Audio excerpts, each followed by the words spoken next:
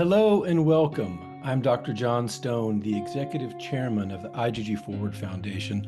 Delighted to welcome you to our Fireside Chat today about vaccines and IgG4-related disease 2025.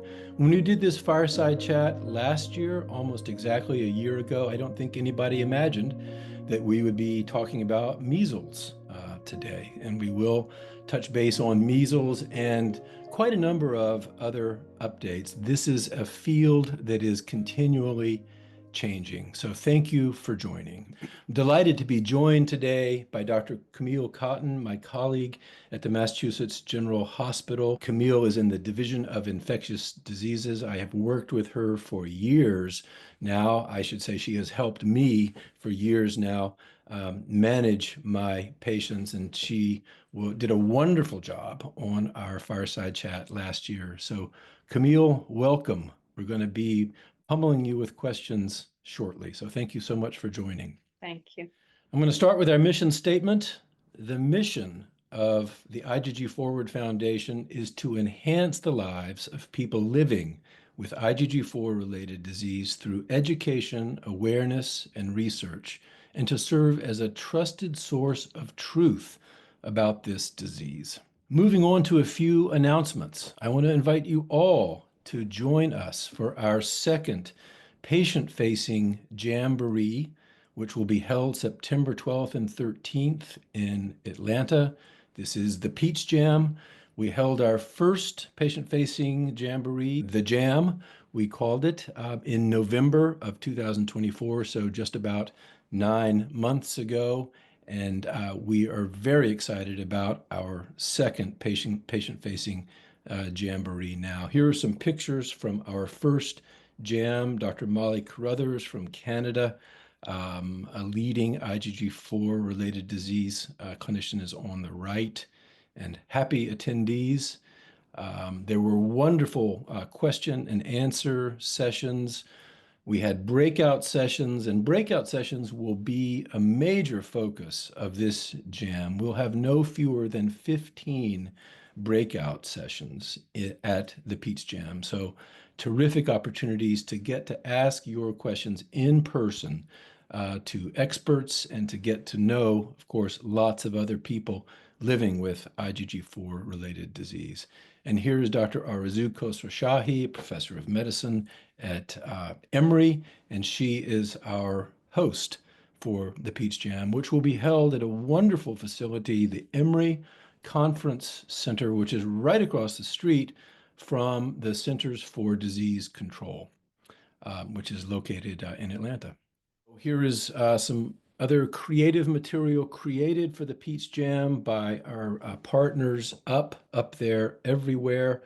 And this logo, this symbol, underscores the below the radar, flying below the radar nature of IgG4-related disease. The disease has been likened to a dark crow flying through the night, and that's the shadow of this person living with IgG4-related disease. So we hope to reveal and teach some more of the mysteries about IgG4-related disease at the Peach Jam. At the conclusion of today's Fireside Chat, I will put up this slide again. There's a QR code which will take you right to the registration page for the Peach Jam. Second big announcement is that we are holding a bike ride, the Tour de IgG4ward, on October 4th in Vermont, in Peru, Vermont. It's about an hour south of Burlington, Vermont. And this will be a wonderful occasion, a great excuse to get together, be outside in what we hope will be wonderful weather. Here is a rider showing the IgG4-ward warrior pose. And here is a picture of Peru, Vermont that was taken by Catherine Provencher last year on the day that she and her husband, Andy, rode in this ride. Even if you're not a gravel bike rider, we are delighted to have you come and cheer on Team IgG4ward and enjoy some cider, enjoy the wonderful weather, enjoy the leaves. So more about this event soon. We sent the save the date earlier this week, and there'll be information about sponsorships forthcoming as well. Finally, want to announce that today we have launched IgG4Me. Actually, it was yesterday that it was launched. IgG4Me, an app that we have worked with a company called Mijo to develop. It is specifically for people living with IgG4-related disease to help them collect all of their medical information in one place and to have it easy to present, to help one track one's disease, to track one's vaccine history, timing of vaccinations, to track timing of B-cell depletion administrations, to track serum IgG4 concentrations. It is free. It can be downloaded from our website. You go to IgG4ward.org, and it is compatible easily with a handheld device as well as with a laptop. And I can't wait to have my patients have this because at every visit, we're trying to remember when did you last get the shingles vaccine? When was your last B-cell depletion therapy? IgG4Me will help everybody keep that straight. So moving on now to vaccines. I think it's important to say very briefly just what we're trying to achieve with vaccines. Vaccines are complicated, immunology is complicated, but it's very important for us to have some simple first principles in mind. So there are a number of pathogens, viruses and bacteria principally, that we are concerned about. And you've heard the names of these: measles, chickenpox, flu, and then new pathogens that arise from time to time. The goal of the immune system with regard to these pathogens is to develop specific antibodies for each of them. So each of these antibodies targets a specific antigen on one of these pathogens. And these antibodies comprise what we call humoral immunity. We're able to measure humoral immunity fairly well. And we'll talk about some of the caveats related to that, but humoral immunity we're able to measure pretty well. The challenge with humoral immunity when it comes to IgG4-related disease and other immune-mediated diseases is that our therapies impair humoral immunity. So when we give B-cell depletion, of course, we deplete B cells, circulating B cells from the peripheral blood. And it is the B cells that make the arm of this humoral immunity called antibodies. So following B-cell depletion, which is a very important part of therapy for many patients with IgG4-related disease, we disrupt, we impair this antibody response, this ability to respond to vaccines and to respond in a healthy way to pathogens. So a few basic points before we get into your questions, and I'll repeat these at the end. When possible, one should try to time vaccines to periods of lower immunosuppression. So in particular, we want to avoid vaccination right after B-cell depletion. B cells are no longer measurable in the peripheral blood, probably a day or two after treatment with a B-cell depletion strategy. So that is not the right time to vaccinate. Ideally, we want to time vaccinations such that patients are vaccinated 2 to 4 weeks before the next B-cell depletion dose. So 2 to 4 weeks before is really ideal. And then, and we'll talk about this in the context of some of your questions, it is very reasonable to consider revaccinating or boosters as needed. And this is something that I think we really fall short of doing well in clinical practice. So revaccination can be very important. So thank you so much for your questions. We have wonderful questions. We've divided them into some general vaccine questions, some that are related to shingles, some that are related to measles, some that are related to COVID. At the end of addressing the questions that you've submitted, we'll have an open mic time. You can also ask your question in the chat. So either way is fine.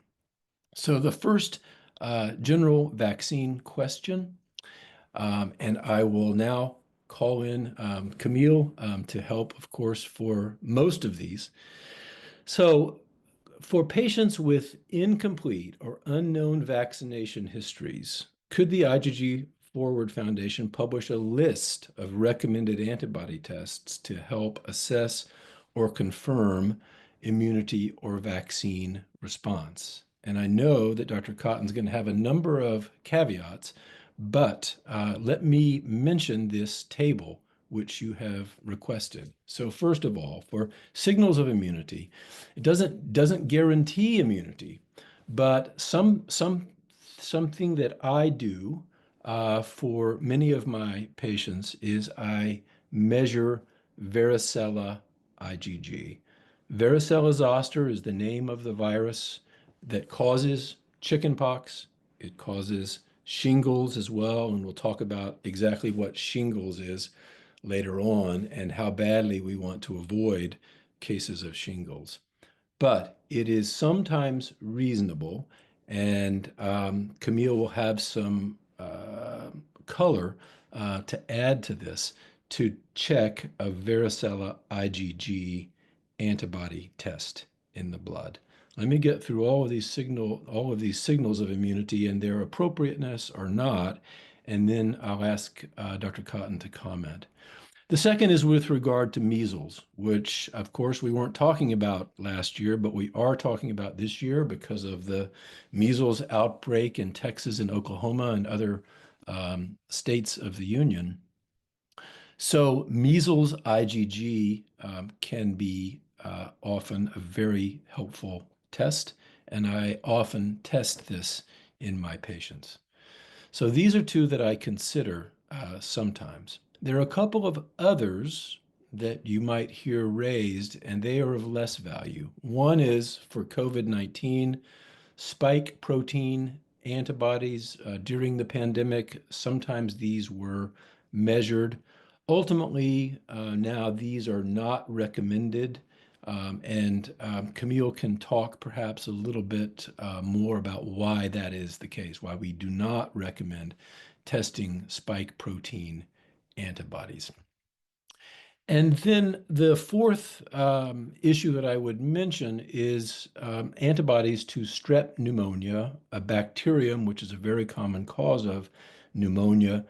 And it is we try to address that and prevent it by administering the Pneumovax.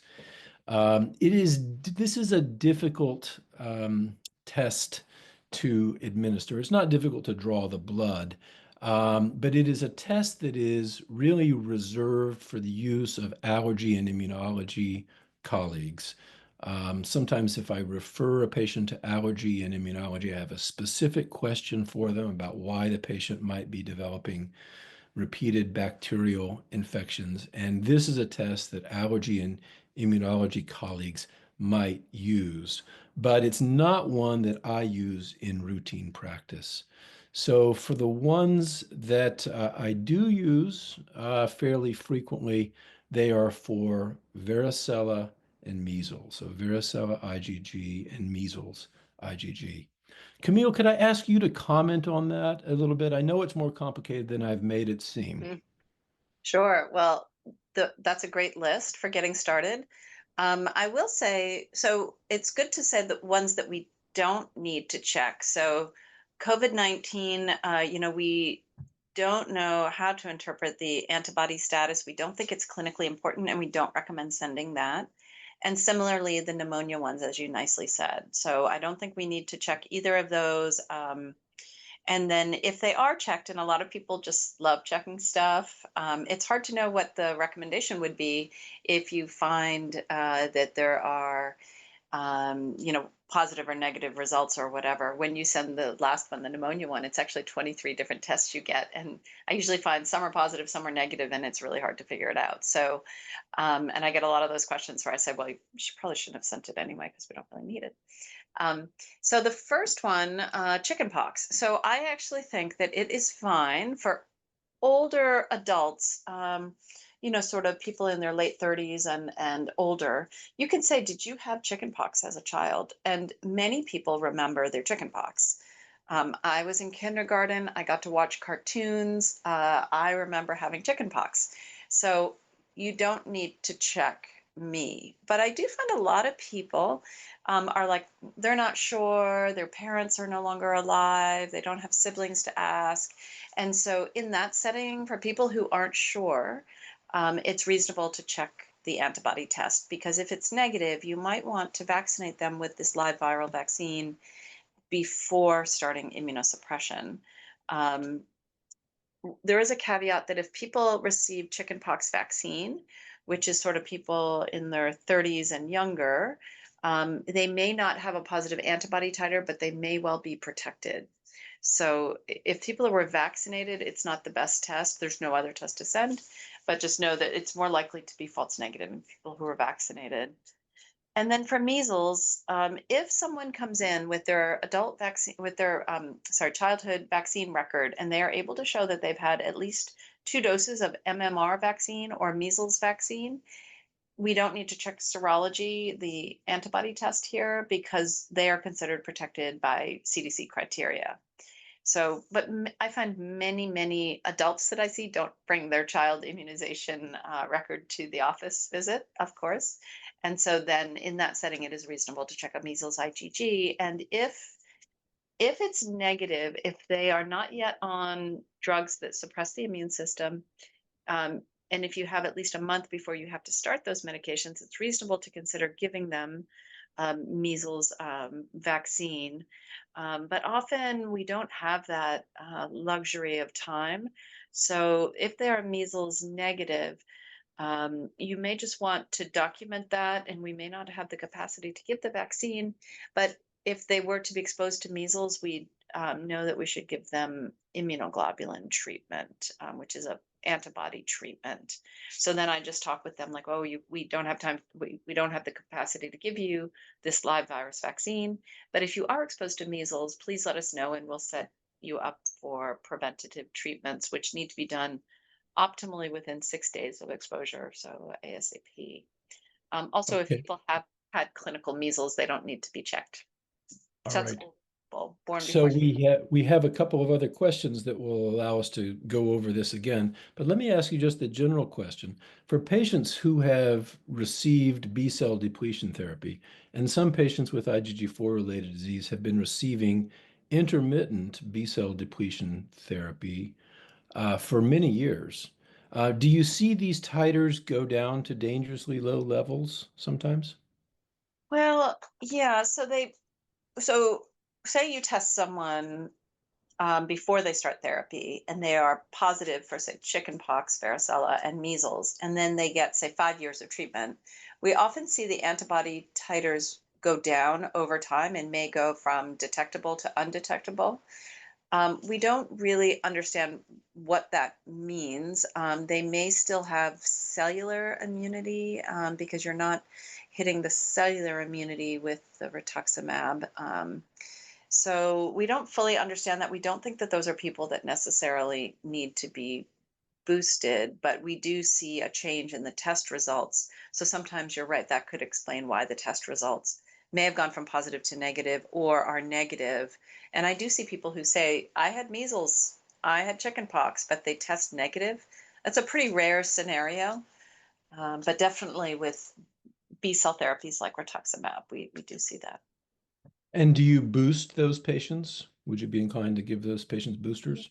So usually those patients, if they're on chronic rituximab, there's not a safe window to give the live viral measles vaccine.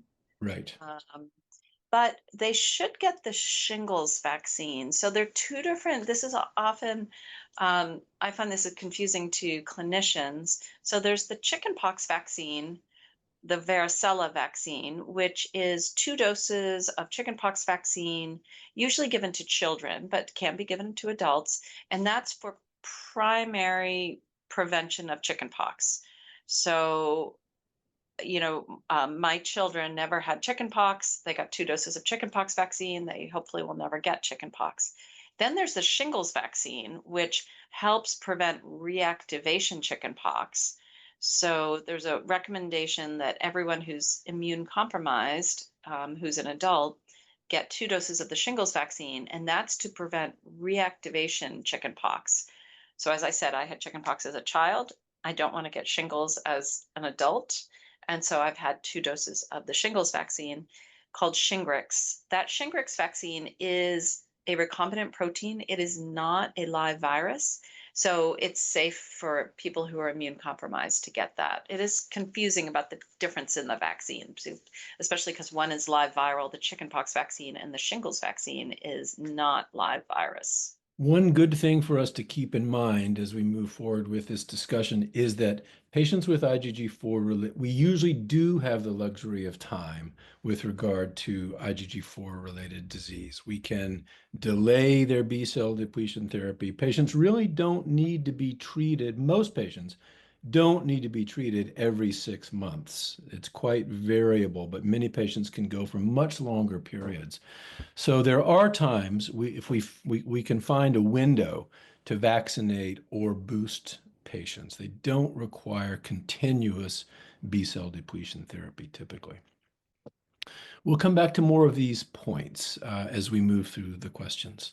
Here's a great general question. Can receiving vaccines close together lead to a suboptimal immune response?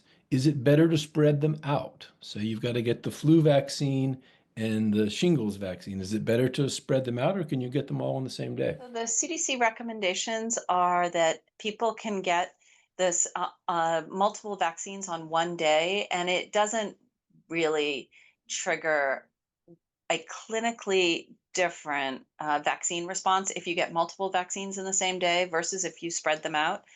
I think that it depends. This is where it goes into personal preference. We traditionally always gave in travel clinic, we'd give 6 or 8 vaccines at a time, and people would have excellent protection. I think I worry that if we don't do the vaccines at one time, if we spread it out, it increases the chance that the vaccines won't actually be given in that, like we may run out of time before having to start rituximab, or it's hard to get an appointment, or it snows, or any number of the reasons that it's hard to get people back into the office to get the vaccines. I have no problem giving multiple vaccines at once. Some patients, however, would like to get one vaccine per week, and that is absolutely fine as long as they want to come back and do that. I know my own father wants to do that, and I said, well, that's kind of annoying to have to go to CVS every week, and he said, I don't mind. It's good. I like going to CVS. So I think this is in the realm of personal preference, but from an immunologic perspective, we do think it's fine to get multiple vaccines at once. Very helpful. Thank you. So, next question. Should people in the house who are otherwise healthy get vaccinated to help prevent illness to their family member who has IgG4 related disease? What do you think about that? I think that's a great question.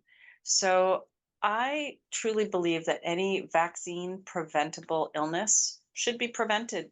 It's like wearing a seatbelt in a car. Seems like a good idea. You know, like a seatbelt in a car, no promise, nothing's 100%, but it's a really good idea, both to protect themselves, but also to protect their loved one living in that household. And also, bigger picture, it's a way to contribute to your community, to keep you out of the emergency room, to keep you healthy and strong. So I think for a lot of reasons, it's a very good idea to have the household members well vaccinated. We actually call it cocooning the patient with IgG4 related disease. In other words, buffering them or protecting them by people around them being vaccinated. So I do think it's a good thing for themselves and also for their loved one. Okay, great answer. Are there any vaccines that people with IgG4 related disease should receive more frequently than healthy individuals? And if so, which ones and how frequently? So should the rules be different for IgG4 related disease patients, I guess, is the question. Yeah, so I think it depends what therapy they're on. So if they are on medications that suppress the immune system, they should all have, any adult patient should have 2 doses of the shingles vaccine. Um, and so that even if they're below the age of 50, if you are below the age of 50 and you go to a commercial pharmacy and you say, I would like the shingles vaccine, they may send you away because they'll say, you're 35, you're fine. And they might not know that you're on rituximab because it might not appear in the record at the pharmacy. So you do have to say, I'm 35 and immune compromised in order to get the vaccine. And probably the only other, we would just recommend that all these patients be up to date on all recommended vaccines as per the Center for Disease Control and Prevention. And then the other vaccine is that for any people who are immune compromised, they should be getting the COVID vaccine every 6 months.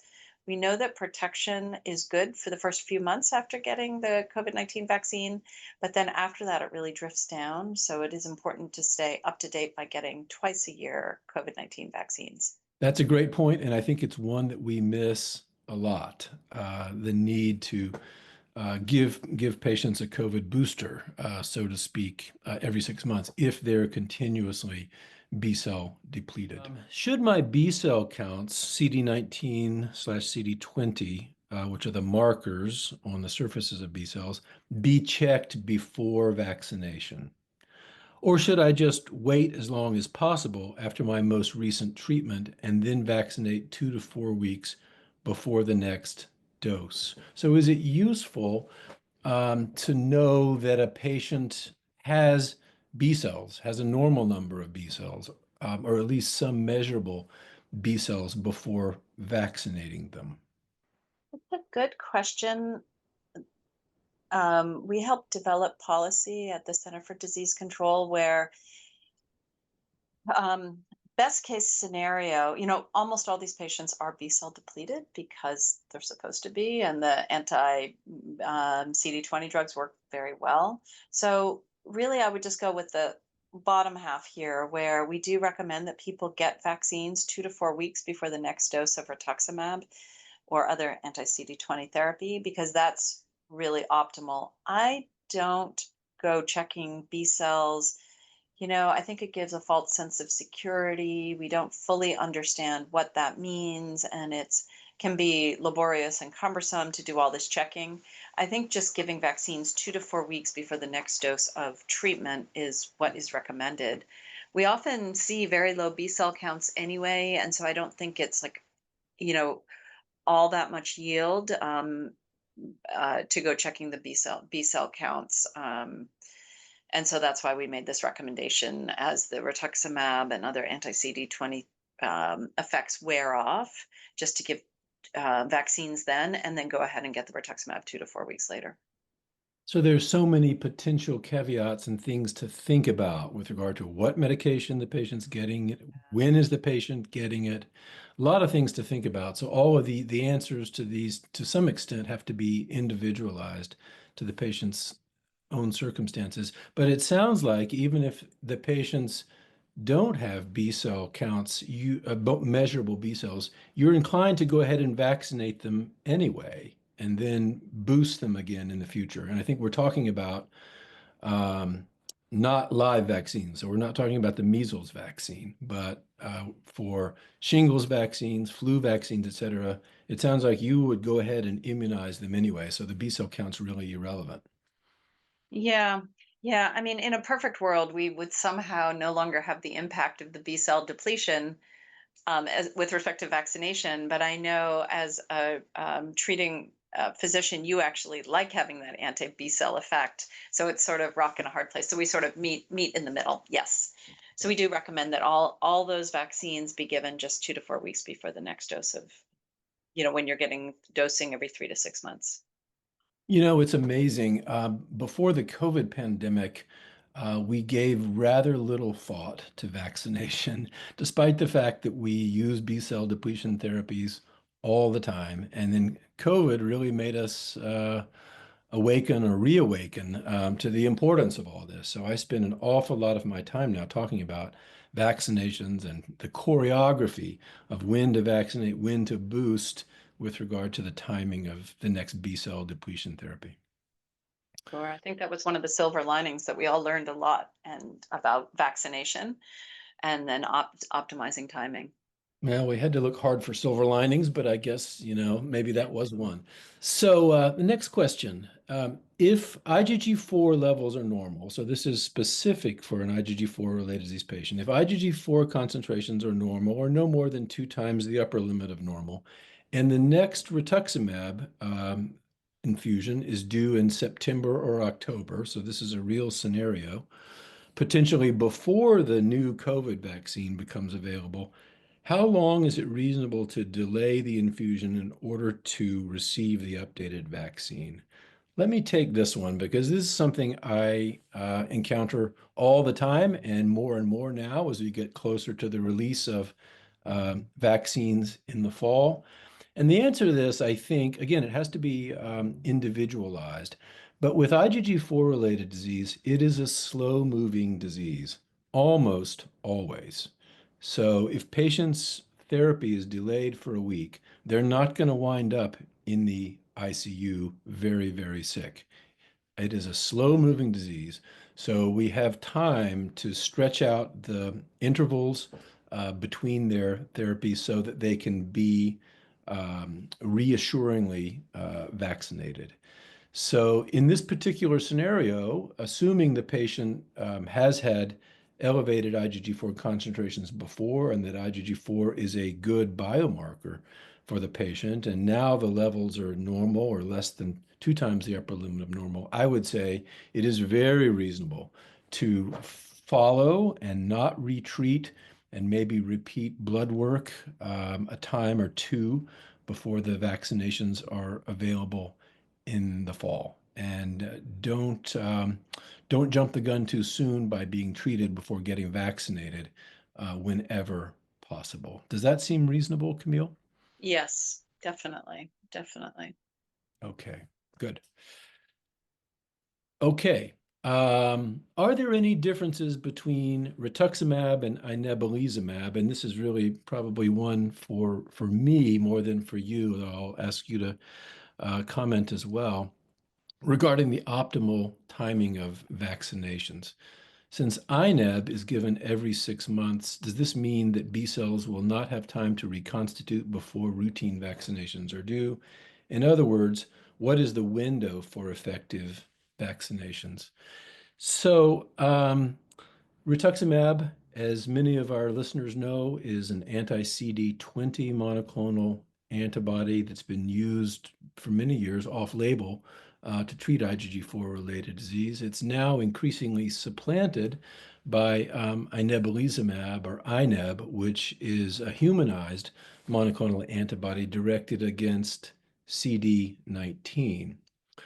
And one phrase here in the question I would object to, since INEB is given every 6 months. INEB doesn't need to be given every 6 months for most patients, and neither does rituximab. The therapy really needs to be individualized, and the timing of retreatment optimally is individualized for the patient's own characteristics. Some patients might need to be treated more often than every 6 months, but most do not. And most can go longer periods of time without needing to be retreated. And as we discussed earlier, that means there is a window during which many of these patients can be vaccinated safely. Another point that I am pleased to mention about inebilizumab in the worldwide randomized double-blind placebo-controlled trial known as the Mitigate trial that we did with inebilizumab, we were very pleased to show that severe COVID infections were very unusual in the inebilizumab treated patients. And this was despite the fact that the trial was done during COVID at a time when 70% of the patients were not vaccinated. And there was essentially no difference in the number of COVID infections in the inebilizumab group compared to the placebo group, which received prednisone alone. So that's a long-winded answer to the question, but to summarize, I don't think that all patients need to receive B-cell depletion every 6 months. There is there's time to identify that window for effective vaccinations, and it is reassuring with regard to inebilizumab that serious COVID infections were very rare. I kind of dominated that one, Camille. I don't know whether you have any additional comments on that one or not. I completely agree with you. It's yeah, immunosuppression should be made on an individual basis. And then no matter which of these agents is being used, we would recommend dosing vaccines 2 to 4 weeks before the next dose. And then discuss with your clinician if for some reason you want to discuss delaying an infusion, that's a conversation best had with the treating clinician. One thing we don't want to have happen is have people get a lot worse in the meantime and maybe need higher levels of immune suppression. So these are all, everybody loves guidelines and like rules and regulations, but unfortunately in the world that we live in, we do make this very patient specific. So I agree with all of your comments, and just dosing vaccines 2 to 4 weeks before the next dose is the recommendation. Okay, great. Okay, should I repeat any vaccines, past vaccines, if I have received them while B-cell depleted? What do That's a you think? great question. Depends on timing, depends on the vaccine. And,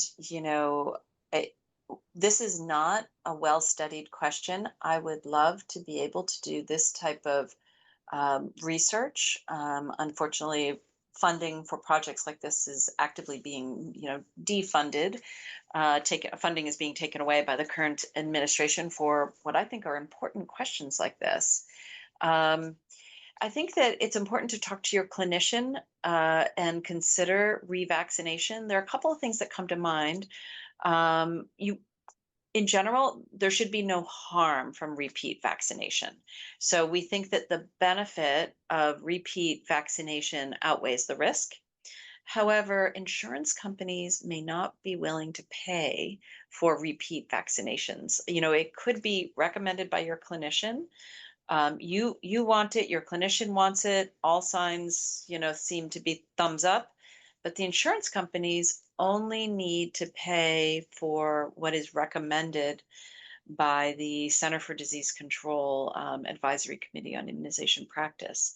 So I always tell patients, make sure you talk to the pharmacy, ask if there's going to be a cost. Some people may know about the cost and may be willing to pay, but I think all of us would want to know before we had a $400 bill somewhere. So that's an important part to check. But we don't have a lot of information to guide us, but it is reasonable to consider doing this. All right, and we're all used to prior authorization battles in rheumatology, so we can undertake those for vaccinations again if we have to. Okay, what if I miss the window before my infusion to get my vaccine? So the patient just had to get B-cell depletion therapy or some other therapy. Should I follow through and be vaccinated as soon as possible or wait until I am further out? This is presumably B-cell depletion that we're talking about. What would you recommend in that setting? Patient needed to be treated and now needs to be vaccinated. Yeah, that's a bit of a tricky one, in that we don't have a lot of information to guide us, but I think we all worry that this patient may not be well protected in that setting. So if it is things like influenza vaccine, say they got their infusion in October and then we're heading into influenza season and they haven't had a flu shot, I would probably, and it's say we're already seeing brisk activity for influenza, I would give them the influenza vaccine and then see if we could give a repeat dose 3 or 4 months later. Um, and then I would have the same recommendation for COVID-19 vaccines. But probably other vaccines, I would pause and delay things like shingles vaccine until just before your next dose of therapy. And your clinician could, in some settings, might be willing to put you on a preventative antiviral medication, depending on what the overall treatment is that you are getting. So it's not like you'd have zero protection. But I would delay most other vaccines except for influenza and COVID-19. Okay, great.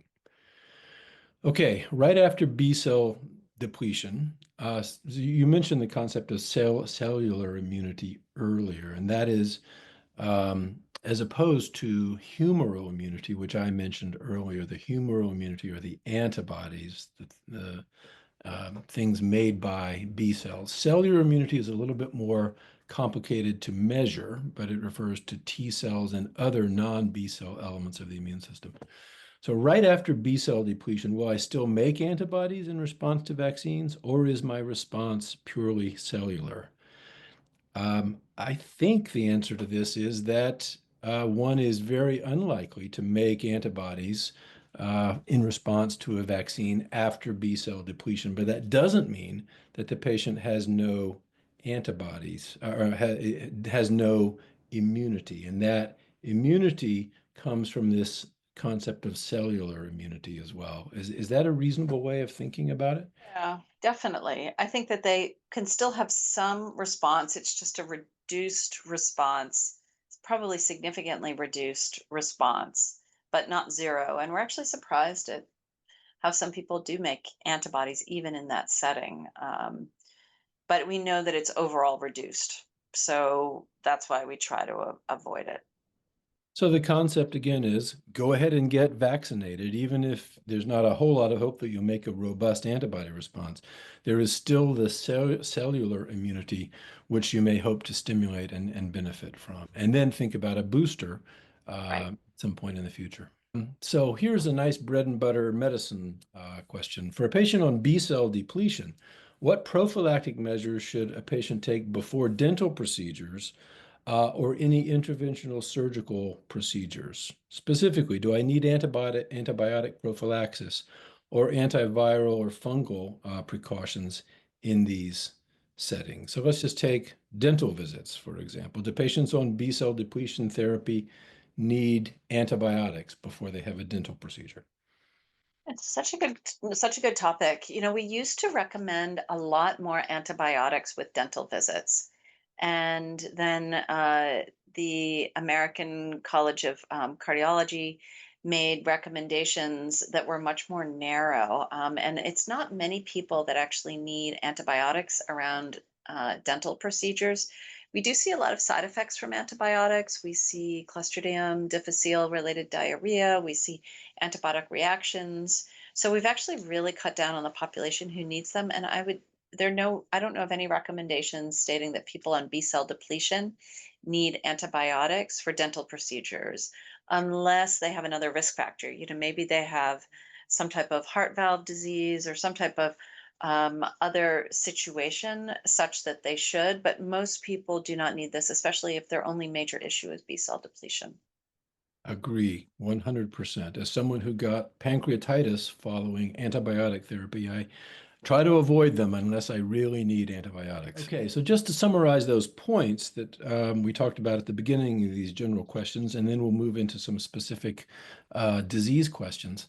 When possible, time vaccines for periods of low immunosuppression. Avoid vaccination right after B cell depletion, or avoid having to vaccinate right after B cell depletion. You may go ahead and get the vaccination, but what you're really hoping to do is stimulate cellular immunity more than humoral immunity at that point. So choreograph these things the right way. Time vaccines for 2 to 4 weeks before the next B cell depletion dose, and then consider revaccination as needed. Okay, let's talk more about shingles. So here's a patient I saw last week in clinic. The same day in clinic, I saw 2 patients with shingles. This is a fairly innocuous looking rash, little pimples or blisters. It's quite classic for shingles. We talk about grouped vesicles on an erythematous or red base, and that is exactly what one sees here. It's innocuous looking. It is not innocuous feeling. And this patient will tell you that. He spent Tuesday, Wednesday, and Thursday going back to the emergency room for 3 straight days because he had horrific pain in this area where the rash is. He had CT scans, he had MRI scans, he was given painkillers, and then it wasn't until Sunday that the rash broke out and the cause was clear. It is a classic story. And this is something that we really hope to prevent with appropriate vaccination.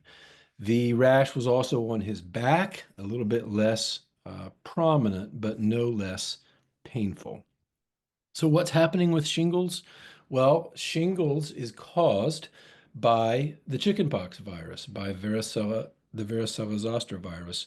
Most of us, unless we are younger than 30 and got the chickenpox vaccine, had chickenpox as kids. And we got rid of the chickenpox, but we got rid of the skin rash and the itch and the fevers and all of that. But we didn't get rid of the virus. The virus, varicella zoster, tends to hide back in the spinal cord in these areas, these little bulbous swellings here, called the dorsal root ganglia. And varicella zoster lives for decades after chickenpox infection at the age of 4 in the dorsal root ganglia. And then as the immune system wanes, either because of age or because of our treatments, it can become activated again. And when it becomes activated again, it is shingles. And the shingles is this painful rash, grouped vesicles on an erythematous base, usually confined to what we call a dermatome, which is the area innervated by that specific nerve where in which dorsal root ganglion the virus had been hiding.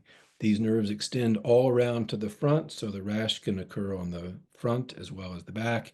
It can occur on the head as well. It can threaten vision if it involves the eye. And we want to prevent this reactivation by shingles vaccinations. So, question. I am taking 100 milligrams of Imuran or azathioprine to help control flares. My bile ducts are affected by my IgG4 related disease. Is this enough to affect my decision to get the shingles vaccine? So Camille, how would 100 milligrams of azathioprine daily affect your decision about the shingles vaccine? Yes. So, John, I was the chair of the adult Shingrix vaccine work group at the Center for Disease Control for several years when we were making decisions about which immunocompromised patients could benefit from this vaccine. And I firmly believe that all immunocompromised patients can benefit. You showed some beautiful pictures here of shingles and the severe pain. Some people have pain for months and even years after having shingles. And occasionally we see disseminated shingles where they have total body shingles. It sort of looks like chickenpox, but it can affect the brain. And before we were giving shingles vaccine to transplant patients, organ transplant patients, and other immunocompromised patients, I was seeing 1 to 2 cases per year of patients with brain disease, encephalitis, and they would actually have long-term brain damage. So for me, if I were taking 100 milligrams of Imuran to control flares as per here, I would absolutely get this vaccine. Yeah, absolutely, 100%. One of my good friends who has rheumatoid arthritis and is on a TNF inhibitor got shingles, and she had neuropathic pain for months after that. And I was scandalized to think that her rheumatologist hadn't given her the shingles vaccine, despite the fact that we know that TNF inhibition and a lot of other medications increase the risk of shingles. So very important, preventable. I'm very glad that you mentioned the disseminated zoster, which is the most feared complication of all. Okay, so this question relates to getting the shingles shot after having an episode of shingles. I had shingles in June, but never had the shingles vaccine. My doctor advises me to get the flu and COVID shot and says that I'm only allowed to get 2 shots in that short window of time. Can I get a shingles shot since I just had the shingles? And the patient also notes that he or she has her infusion scheduled in April and October. So every 6 months gets B-cell depletion. What do you think about this scenario? Yeah, so it's a great question. We do recommend that people get the shingles vaccine even if they recently had shingles. Um, I do see here that one of the things is that the doctor says that I am only allowed to get 2 shots. And one of the things that's interestingly come out of the pandemic is there are a lot of people making up a lot of rules. I've never really seen anything like it. This is not what the CDC recommends, which is, still sort of the um, internationally still the voice of authority, or at least it has been until very recently. And I would actually I would consider getting the shingles vaccine either just before the dosing in October or just before the dosing next April. I don't think you need to rush to do it in that you've if you've just had shingles, you've probably increased your immunity a bit, but I wouldn't forget to get it. And then I would probably get it maybe with next April, like 2 to 4 weeks before the infusion, and then again just before the next infusion, the following October. And I agree with getting flu and COVID now, and then in the spring you could get COVID and shingles number one, and just kind of spread them out. But I would get the shingles vaccine. And no hard ironclad rule about how long you have to wait to get a shingles vaccine after an episode of shingles. Because I've No. heard some of these wives' tales too, and not sure where they come from. Yeah, there's actually not good medical data to guide us. We do know that people are probably at lower risk for a couple of years afterwards, but we know that they are at overall higher risk of further shingles. So it is an opportunity. I guess you could say if I just got in a bad car accident and I was, you know, maybe I'm probably not going to get in another bad car accident statistically in the next few months. So should I not wear my seatbelt? Meh, I'm still wearing my seatbelt. Yeah, me Um, too. yeah, so I think I like yeah, there are a lot of kind of, internet lore things out there, but I do think it's important. One of the things is that we think if you're thinking about the vaccine, go ahead and get it because you may miss that opportunity. And I will tell you, I've been to the emergency room a bunch of times this year where I walk in the room to see the patient with shingles and they say, "Oh, Dr. Cotton, oh no, you're going to be so upset. You told me to get the shingles vaccine, but I haven't gotten around to getting it, and now I have shingles." So I'm always heartbroken. I'm never angry, for the record. The patient acts like they're upset that they didn't get it, but never miss an opportunity for protection. Seatbelts, vaccines, whatever it might be. All right, great rule of thumb. So let's move on to measles. Should I consider getting vaccinated for measles? I've compiled some statements that I'd like to run by you. I think I actually consulted with you when we developed them some time ago, so some of it may sound familiar, but 4 statements on measles. If you had measles as a child, likely in the 40s or 50s before the vaccinations became available in 1957, you're probably still immune. Yes. If there's any doubt, you can be tested for measles IgG to determine your level of immunity. But based on what you said earlier, it's unlikely that patients are going to need to be boosted if they had measles as a kid. Right, right. They should actually be the most protected if they definitely had measles as a kid. I guess the only question is, did you actually have the measles, as a child? You might not know, but if you did and people in your family did, your other children in your household, then you're probably really good. Yep. Yeah. Okay. Here is a patient of mine. I have started to test measles IgG in lots of my patients. This is a 23-year-old man from Cameroon. He has no measles antibodies. He needed to be treated with B cell depletion. we waited until he could be immunized for measles and had established immunity before we treated him. But I show this to indicate that there are patients out there, unfortunately, who don't have signs of good measles immunity. Here is another one, and this is a patient who is in her 70s and had measles as a kid, clearly remembers it, Mm. but her measles IgG is judged to be equivocal, so not clearly consistent with immunity. Unfortunately, she is B cell depleted right now, and I'm not comfortable giving her the measles vaccine, the MMR, which is a live attenuated vaccine. So we are waiting for her. And I think that there cases like these are more common than one might realize, since we weren't even talking about measles a year ago. Okay, statement number 2 on measles. If you were vaccinated after 1979, and you can let me know whether this date is correct or not.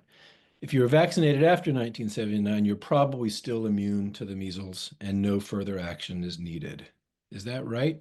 Yep. So we realized in the late 80s that many people previously vaccinated with just a single dose of MMR were inadequately vaccinated. So we had a national campaign to get 2 doses of MMR vaccine into all children. And so, yes, this date applies.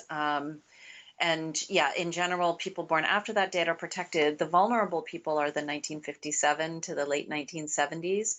Um, so many of those people did not have 2 doses of vaccine. And that's the population that's getting a little older now and then may be getting B cell and other therapies. Right. Okay. So, statement number 3, if you were vaccinated before 1979 and are not immunocompromised, and that underlying part is Mhm. very important, a one-time MMR booster may be reasonable, and it may also be reasonable to have a blood test to measure measles IgG as a way to assess your immunity. Reasonable statements? Both very reasonable, and not immunocompromised and also not pregnant. Yes, not pregnant as well, right? Yep. Okay.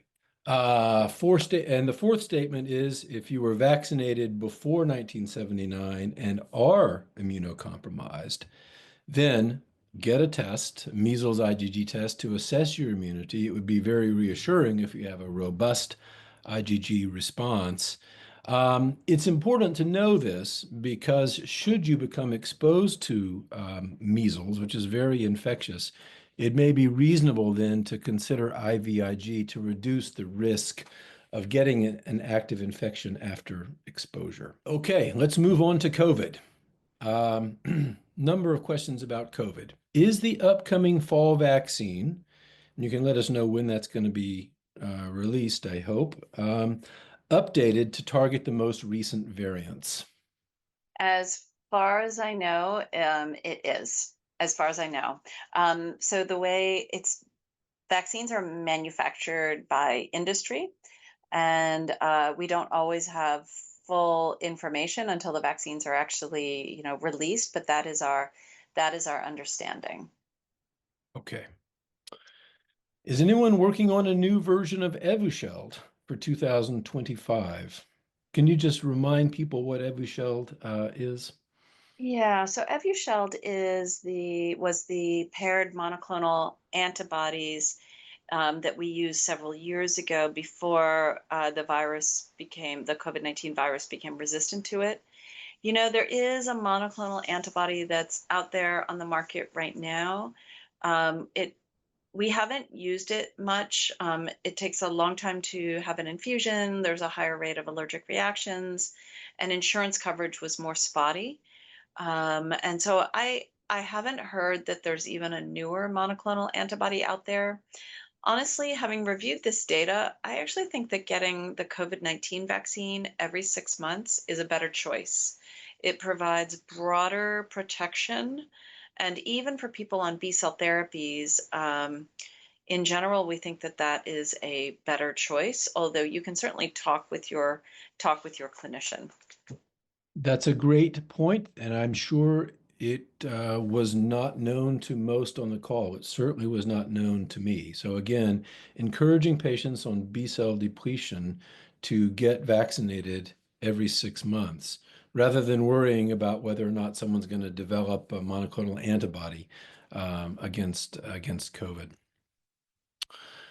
So this question relates to when and where masking is important, and I'm sure that it depends is the answer. But what else can I do to protect myself during times of high viral circulation? Just assume that this patient is B-cell depleted.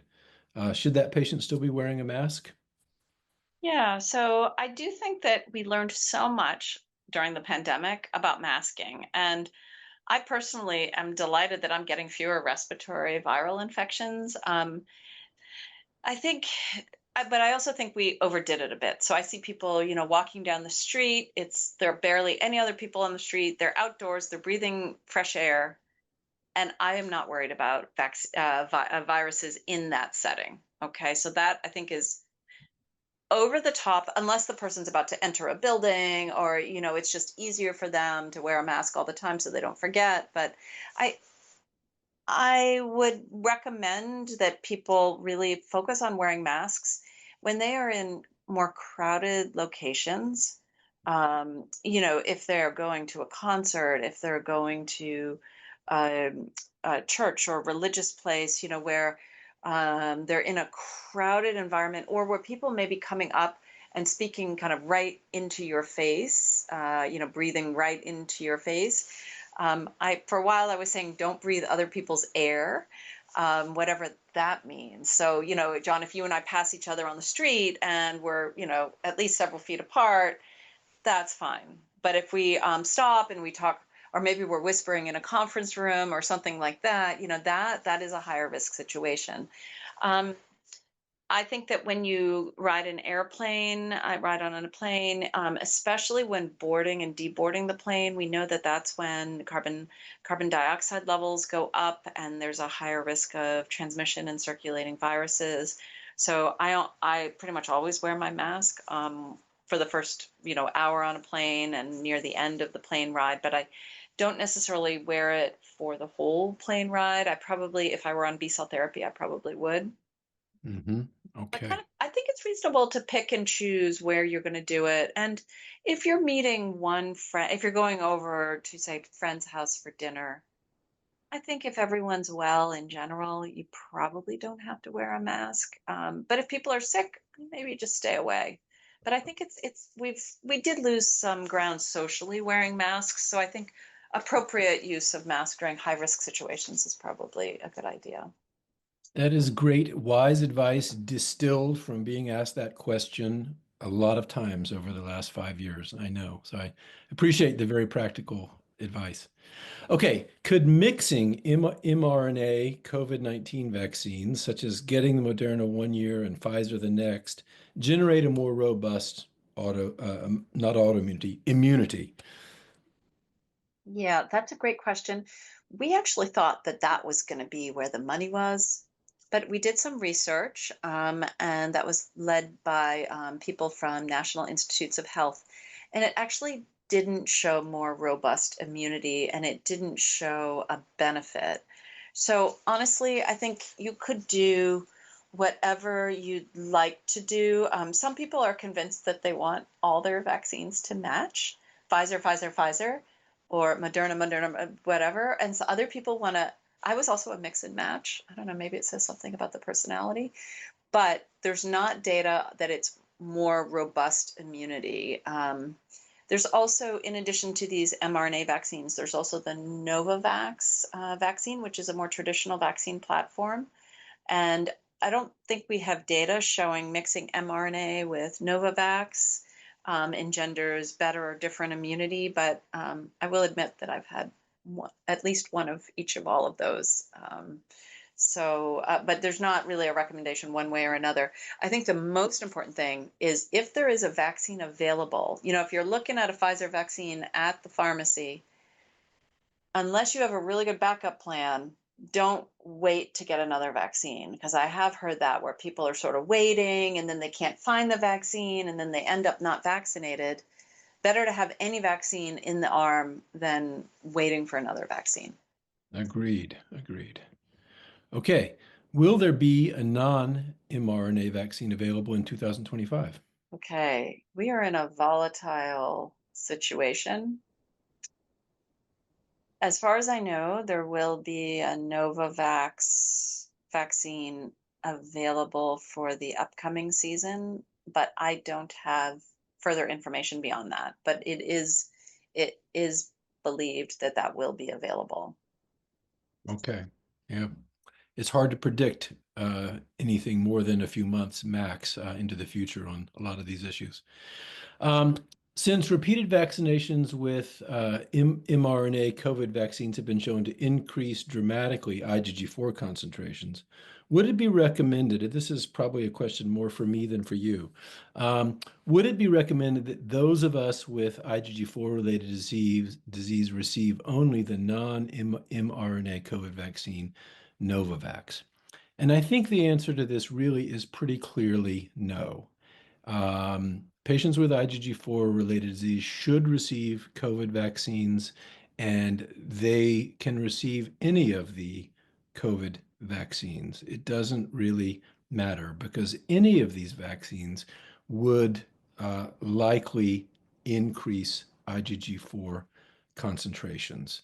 And the critical point here is this, and that is that IgG4, this antibody that we all have, and which is very often elevated to very high concentrations in people with IgG4 related disease, doesn't cause IgG4 related disease. It is a marker for the disease, but it doesn't cause it. And we think, rather than causing it, we think that IgG4 is actually trying to downregulate the disease. And it's failing. It's a failing counter-regulatory response. The disease continues to be active until some other effective treatment is administered. But we don't think that IgG4 is causing the disease. Very early on, after I became aware of IgG4, I became aware of a classic paper, which was published probably 30 years ago, before anybody heard of IgG4 related disease. And that paper showed that beekeepers, early in their careers as beekeepers, typically have normal levels of IgG4. But after years of being a beekeeper, their serum IgG4 concentration goes up. And that's in response to bee stings, little inoculations, little vaccinations of bee venom. And the rising IgG4 is designed to try to prevent the beekeeper from going into anaphylaxis with the next bee sting. So a rise in IgG4 concentrations is an anticipated, normal, adaptive response and does not mean that the IgG4 is worsening. It can sometimes complicate the interpretation of serum IgG4 concentrations followed longitudinally, but the vaccinations do not make IgG4 related disease worse. This was explained very nicely in this paper by my colleague, Dr. Shiv Pillai, who's contributed a lot to the fundamental understanding of IgG4 related disease. In this paper that he wrote related to COVID-19, IgG4, is it bad, is it good, or just misunderstood? And it's usually really just misunderstood.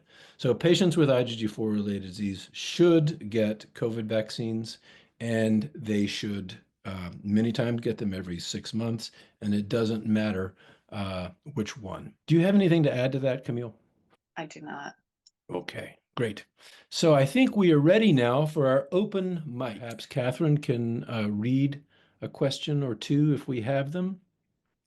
And while we're waiting for that, if we need to wait for that, we have another question that we can field.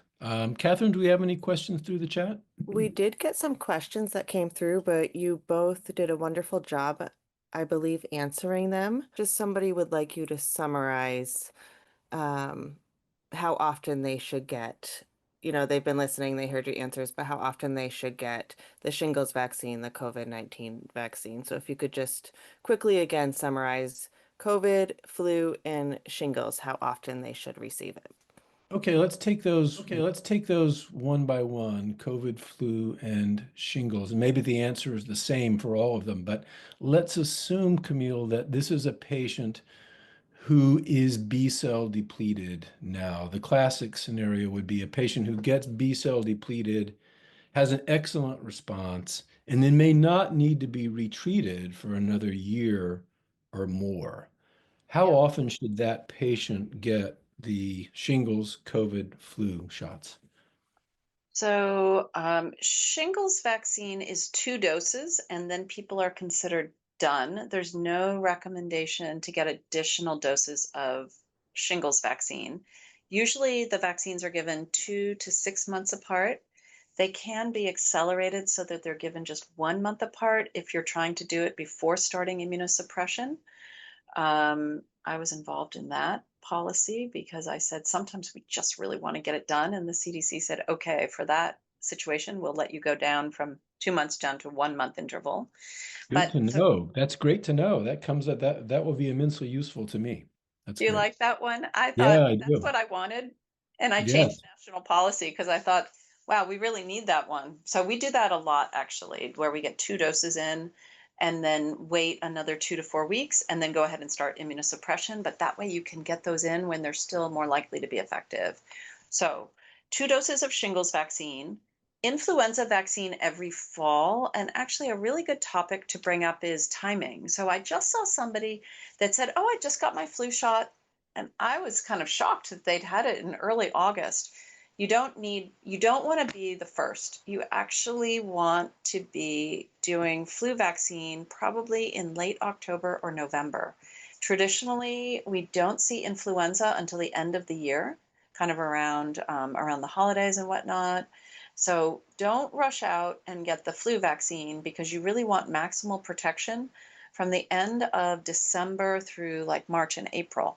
So timing is everything for flu vaccine. It might depend on when you're getting your B cell therapy, of course, but if you can, timing it for sort of, October, November, early December, depending on your B cell infusion, would be best. But flu every fall.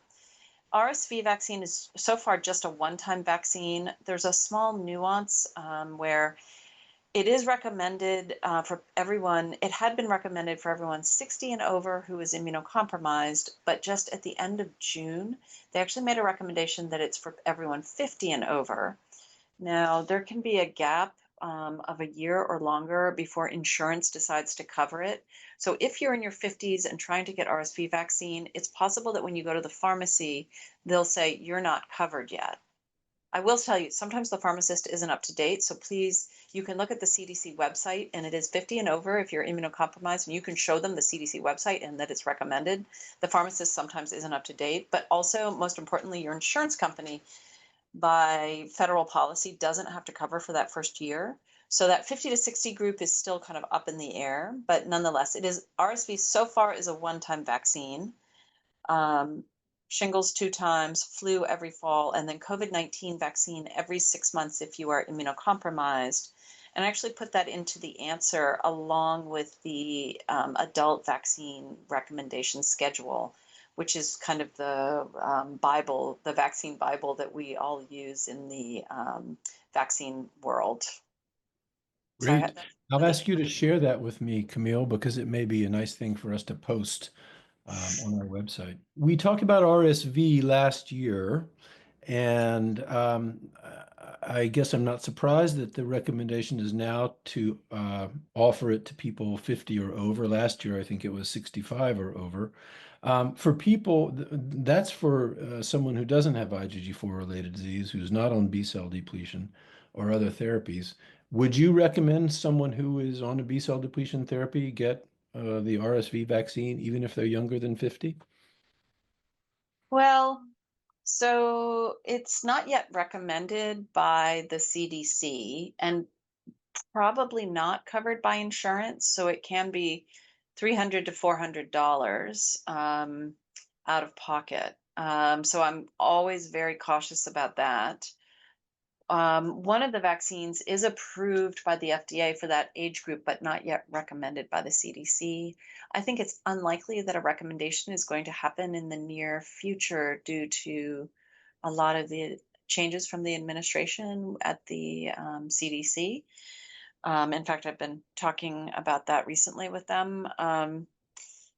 In general, I try to stick by the rules, and there are issues with getting booster doses of this vaccine and not being very effective. So for now, I might hold on getting that vaccine for people under the age of 50 on B-cell therapies. Okay. Catherine, do we have any more questions through the chat? We received a question very early on, and I know that you have all answered it, and I just think it's important though to revisit real quickly. This woman asked, I have been advised to avoid receiving live virus vaccines such as measles, yellow fever. What is the current practice? Quickly. That's a great point. I'm really glad that this person asked that question. And this will be familiar to Camille as well. We have a patient who was on a B-cell depletion therapy who was incredibly well-informed and proactive about her care. And she heard a public service announcement about the importance of making sure measles immunity is intact. So she went out and she got the MMR vaccine right after she had received a dose of B-cell depletion therapy. Fortunately, she didn't get measles, but this is a cause of great concern because after all, you can just walk into a pharmacy and ask for a measles vaccine, and you'll likely be given it without any questions about whether you're immunocompromised or not, or at least that might happen, and that's what happened in this case. Are you seeing that, Camille? Is that a source of concern for you? Yeah, we are concerned, and we want to do everything we can to make sure people are appropriately updated on their vaccines, but also don't develop side effects of live viral vaccines, which for measles can include meningitis and encephalitis type side effects. It's a good question about yellow fever vaccine and people who are traveling. If you are going to a yellow fever region, which is in South America, you can actually Google CDC yellow fever map, and you'll get great maps of South America and Africa. So it's sub-Saharan Africa and below, and kind of a large part of South America, including the Brazilian cities of Sao Paulo and Rio de Janeiro. And so if you are going to a yellow fever region, technically they can mandate that you get yellow fever vaccine before entering that region or upon leaving that region. Like if you want to go to South Africa and you're coming from an area with yellow fever, you can't enter the country unless you have yellow fever vaccination or the yellow fever booklet. So you need one of these little yellow fever books. There's a sheet that says medical contraindication to vaccination, which has to be given to you by a travel medicine clinic. So if you are traveling, good to know that you should not get the live viral yellow fever vaccine, but you do need this little booklet in order to cross international borders. Okay, great. So the live vaccines to keep in mind for adults anyway are MMR and the yellow fever vaccine. Any other live vaccines to think of? No, I think those are the MMR, yellow fever, varicella. Those are the major ones. We don't recommend smallpox vaccination, but that is not usually an issue. There are a few other more rare travel medicine related vaccines, chikungunya, but I think I would discuss those with a travel medicine provider. Right. And then to emphasize, the shingles vaccine is not a live vaccine, but the varicella, the chickenpox Yes. vaccination that kids get, babies get, is live. Yes. Okay, we'll move to our final question here, and this is a scenario that we can debate briefly before we wrap up. So I was diagnosed with IgG4-related disease in 2015, so this person has had it for a decade at least. Many cycles of B-cell depletion with excellent response and clinical course, developed edema of the cheeks and lip after 5 days after the first COVID-19 vaccine. That disappeared spontaneously, and then the patient received 4 more vaccines, but had 2 other episodes of angioedema involving the face and tongue and throat with mild temporary speech impediment. But those were not immediately after the COVID vaccine. These episodes of angioedema, which lip swelling and sometimes throat swelling, responded well to steroids.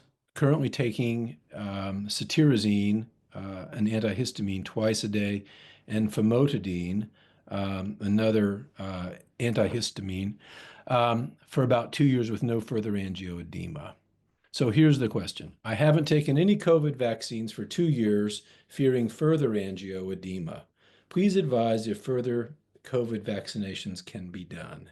This must be common in your clinic. Camille, how do you handle these such questions? So it sounds like this is a person who gets angioedema intermittently. And because we give vaccines intermittently, sometimes there's an overlap. I'm not really necessarily seeing a cause and effect here. I do worry that this person is at higher risk for severe, even life-threatening COVID-19. So I would recommend they speak with their provider who manages the angioedema and see what the provider thinks about this situation, because it may be more obvious to the provider as far as the risk benefit here, but it's hard to tell, and I don't really want to give personal medical information because it might be wrong, but I would just speak with the angioedema provider. I don't know what you think, John. I agree completely. That is the answer that came to my mind. The sage advice here is to get some advice from an allergist, the person who is likely managing the angioedema. I think that is absolutely what I would do in this scenario.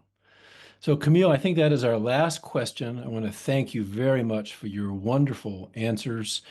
Many pearls you have dispensed today that we will no doubt be repeating throughout the year in various dribs and drabs to our listeners, because it's important for people to hear things again and again.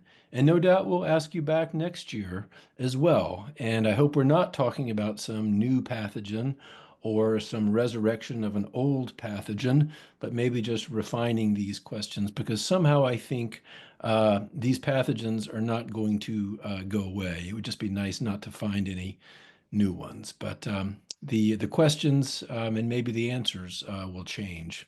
So thanks so much for joining us again. Great. It's a pleasure to be with you all. And I did type some answers into the chat along with a couple of links that hopefully work, but I'll send you the links as well. Oh, fantastic. If there were any questions we didn't get to, we will answer them. Maybe we'll use some of them as part of our good questions series. And as we sign off, I just want to put this slide up showing again the QR code for the Peach Jam. Hope to see all of you in Atlanta, September 12th and 13th. But between now and then, enjoy the rest of the summer and think about how you're going to plan out your vaccination schedule for the fall. Take care. Thanks again, Camille.